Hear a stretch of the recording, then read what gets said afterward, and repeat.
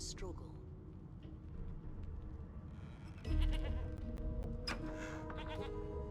Why won't you sing? I forgot how to sing. I did.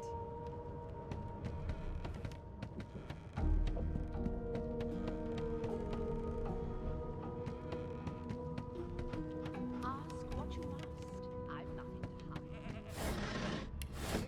An elf sits tucked away in a dark spot, lazily rolling dice onto the surface of a barrel. They sound like the dry cackling of an old witch. Snake eyes. She chuckles. I bet that's just what they'll look like. Rolling dice, deciding fates. Don't worry, honey. It isn't yours. She looks you up and down with the merest hint of a coy smile on her lips. Never say never, though.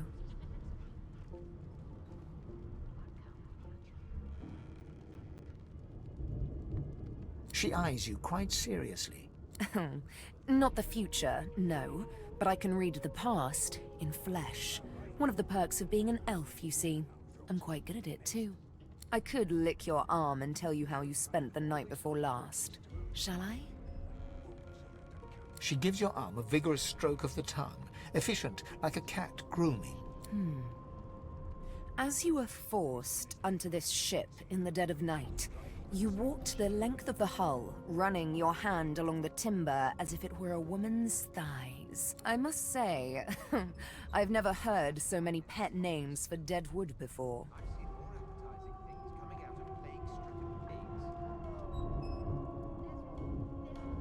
Of course it is. The truth's right there, skin deep. But don't you worry, darling. Your secret's safe with me. I don't lick and tell. The woman keeps rolling her... Well, there has been a murder, Your Majesty. Maybe that has the Magisters more concerned than your appetite. I'm busy watching for clues, sorcerer. Go take your sub-story somewhere else. You really don't know the first thing about sauce. A scruffy man lounges against the wall with scarred arms folded. A sly smile playing on his face, he stares across at the Magister guarding him. Noticing you, he straightens and beckons for you to come closer. Watch your back, new fish. There's a murderer on board, and I'd bet 3 months' pay it's this trampy fan. Rolling his eyes at the Magister's warning, the man named Ifan beckons again.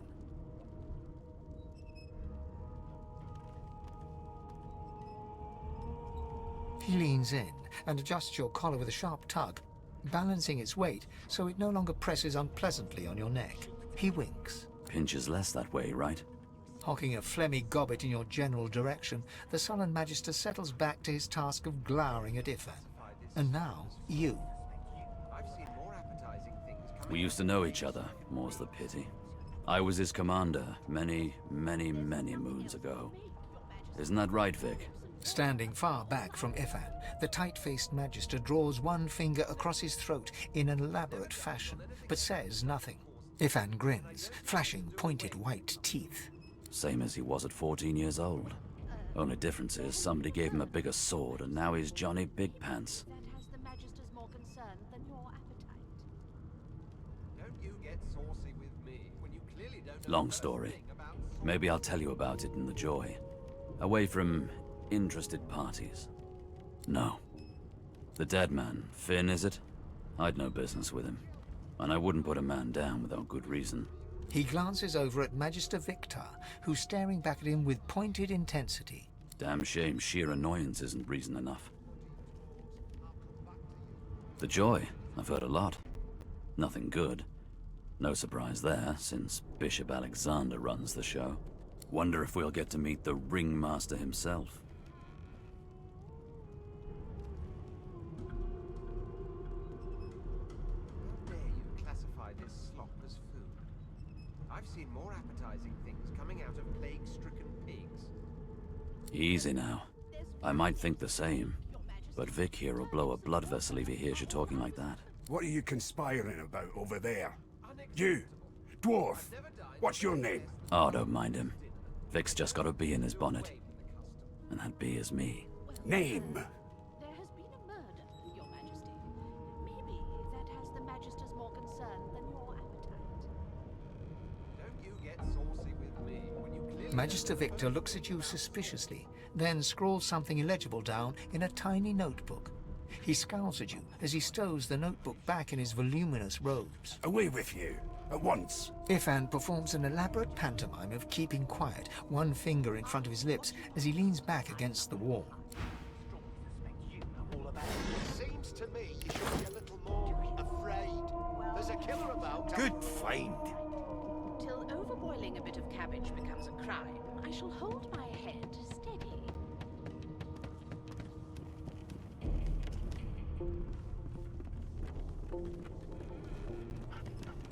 Name?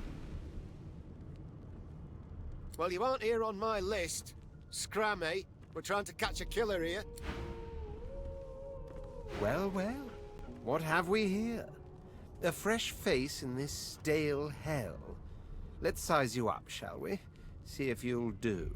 The lizard looks you up and down, like a farmer would a fetching horse. All of a sudden, he grips you firmly by the chin, with the intent of inspecting your teeth.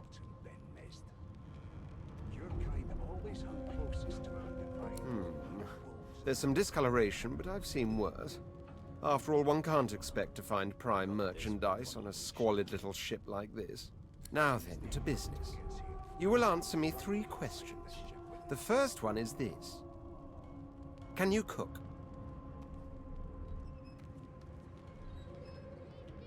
Oh, goodness, no. And don't even mention the demon's testes that are turnips. On to the second question. Can you knit, weave? In short, tailor? That right? I always knew you'd turn out rotten, Ben Mest.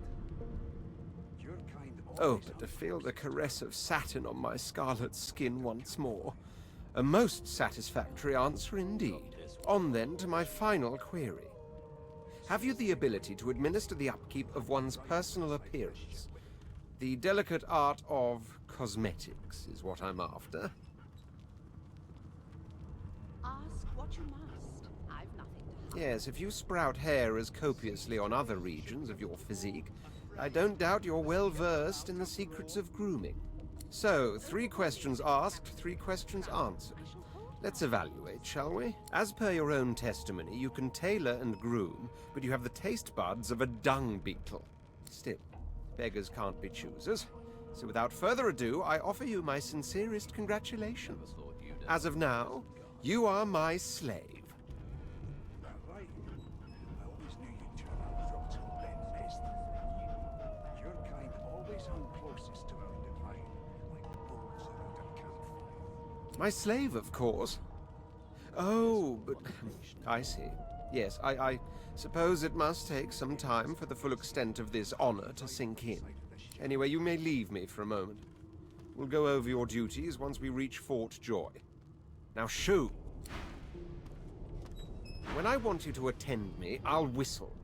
Until then, go stand in a discreet corner somewhere, will you?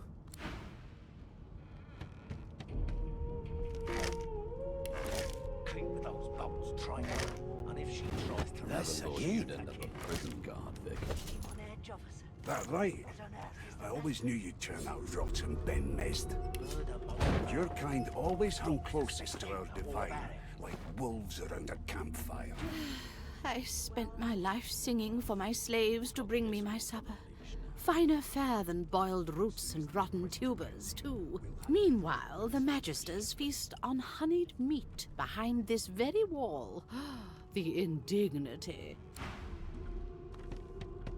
Come on. Please, Lothar. That's enough. Well, if it ain't the beast of the sea, I'll be. Shouldn't you be off yo-ho-hoing on your ship instead of stowing away on this one? That right? I always knew you'd turn out rotten, Ben Mest. Your kind always hung closest to our divine, like wolves around a campfire. Got this one on a leash now. So the tales ain't so tall, eh?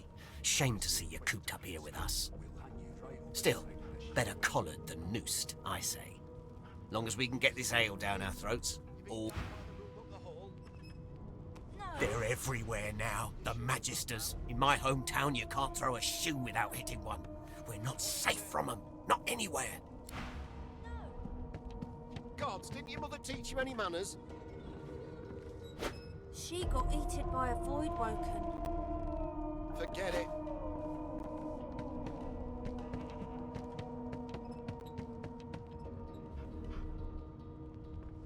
The elf is reading a volume of Cranley Hubert's famous encyclopedia. He looks up, his big round eyes scanning your body, absorbing every detail. He reaches out and examines your face, tugging at your ears and prodding your nose. Fascinating. He sits back and returns to his book, flicking quickly from page to page, completely oblivious to your presence. The elf reaches towards you to continue his examination, and you slap his hand down. Apparently, this guy doesn't get jokes. Oh dear. I seem to have crossed some cultural taboo. How difficult. You have my apologies, dwarf. Perhaps I should demand the same from those red-cloaked humans. They laid their hands on me more than once. I've seen more appetizing things coming out of plague-stricken pigs. I do not believe I've been drawn anywhere. It is a quaint little read, but it has its faults. It is simultaneously too detailed and insufficient. I know the beginning of this tale and the end, but I am rather missing the middle. Tell me, what do you know of our world's history? Don't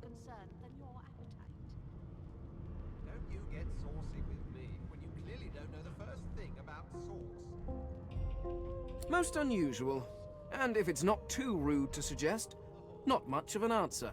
No, I want to know about the Celestial. I want to know about your gods. This text tells me that they created all creatures, but nothing of what came before. Where did these gods come from? Who are their people? Where are the others of their kind?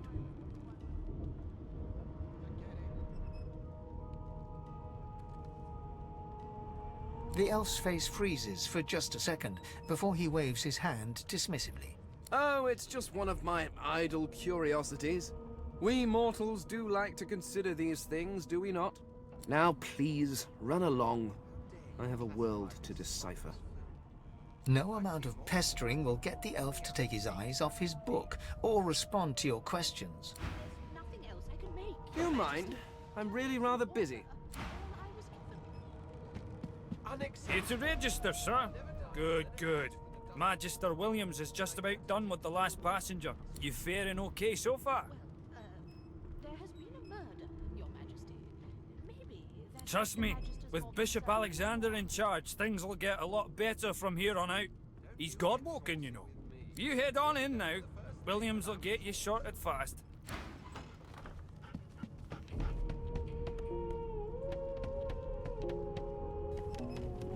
Please, please, please. Ah, there you are.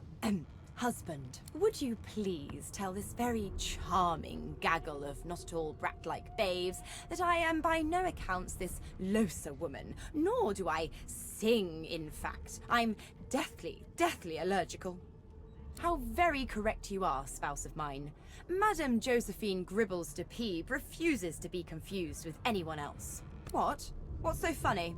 Her pinched face cracks into a great grin, and she shoos the children away from her with a laugh. Yeah, okay, you found me out. Go on and git, and maybe I'll sing you something when I'm good and ready. She turns to you, dark-eyed and dirty-haired, and smiles flat. Gotta keep ourselves entertained, haven't we?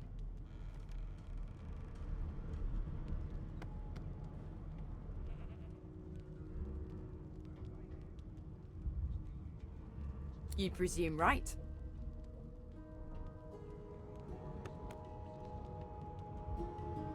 Nope. Trying not to find anything out either. Ignorance is bliss. The utterer, the better. Thanks, but I already belong to an elite and exclusive ship gang. We play ball every day after lunch. You're too soft for it. You take care, though. Suddenly, her eyes cloud to an unnatural black. Greyish veins run down her face, and her mouth tightens into a cruel sneer. As quickly as they came, the clouds clear. She smiles as though no change came over her. Good luck, Chief.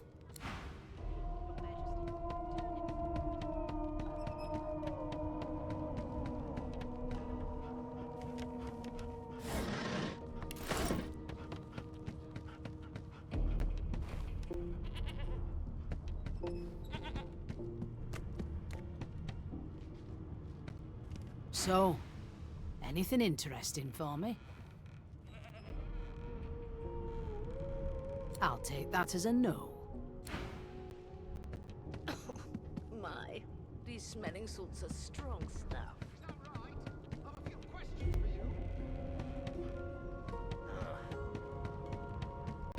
You are chill, aren't you? I ain't saying nothing.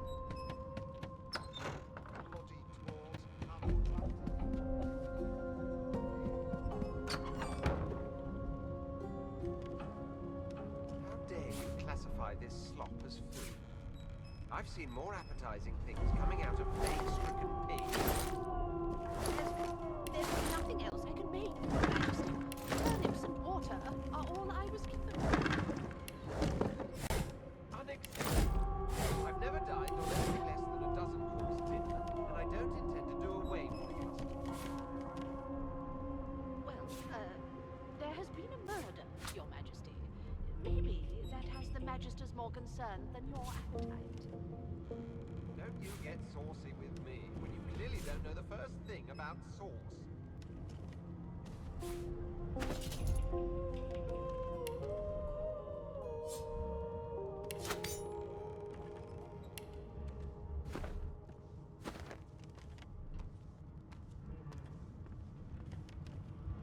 Keep those bolts trained on her, and if she tries to run, Never shoot thought to you'd kill. end up a prison guard, Vic. You seem on edge, officer. That right? What on earth is I the always matter? knew you'd turn out rotten Murder bent most nest. foul, and I strongly suspect you know all Your about it. kind always hung Do closest you? to our divine. Well, like perhaps wolves you're around a absolutely campfire. right. Well, you've got this wolf on a leash now. Soon as the Inquisitor gets here, we'll hang you right over the side of this ship with him.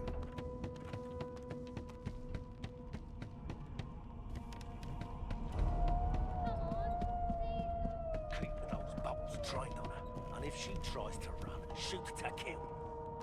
You seem on edge, officer. What on earth is the Right? matter? I always knew you'd turn out rotten Murder bent most nest. foul, and I strongly suspect you know all about it. Always hung closest to our divine. Do you? Like wolves around Well, a perhaps you're absolutely right. Well, you've got this wolf on a leash now. As soon as the Inquisitor gets here, we'll hang you right over the side of this ship with him. Standing at the center of the room, you spot a sorcerer haughtily eyeing a pair of nervous-looking magisters. They keep their crossbow trained upon her as she's being interrogated by an officer. So you admit it then? You murdered that poor fella? Yes, I did. But of course, that was only the beginning. She turns her head and looks you straight in the eye. There are others whose lives must end. Good God, the woman's mad. You there, sorcerer, go and fetch Magister Siwan. We need to do more than collar this maniac. We need to shackle her, hands and feet.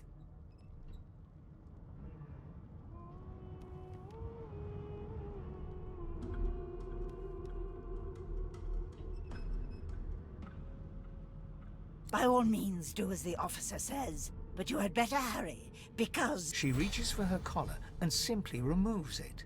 I'm just about to create a scene. Subdue her, men, quickly! If she casts source, the Voidwoken will come. They'll end us all. She smiles with wicked satisfaction. Precisely.